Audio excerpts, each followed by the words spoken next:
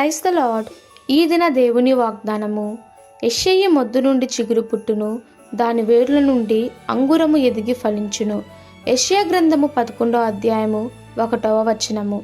మొద్దు అనగా నరికి వేయబడినటువంటిది, ఎటువంటి అభివృద్ధి లేనటువంటిది.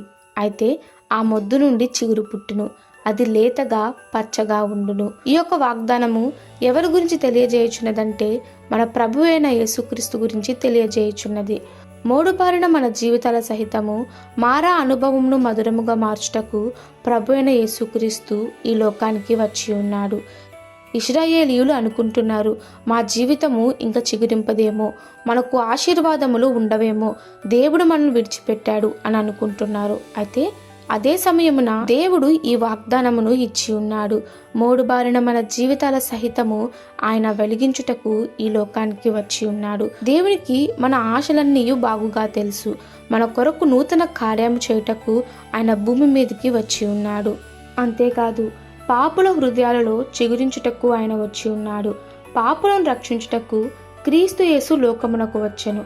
నశించిన దానిని వెతికి రక్షించుటకు మనిషి కుమారుడు వచ్చి ఉన్నాడు.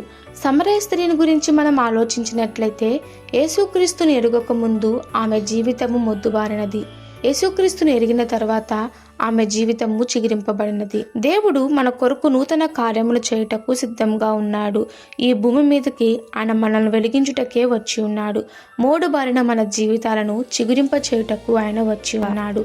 కాబట్టి నీతి అను చిగురు, సమాధానము, సంతోషము, ప్రేమ అనే చిగురులో మనము ఫలించుదుముగాక. ఈ దిన దేవుని వాగ్దానము మనందరి జీవితంలో నెరవేరులాగున ప్రభు కృప మనకి తోడై ఉండునుగాక. ఆమెన్. God bless you.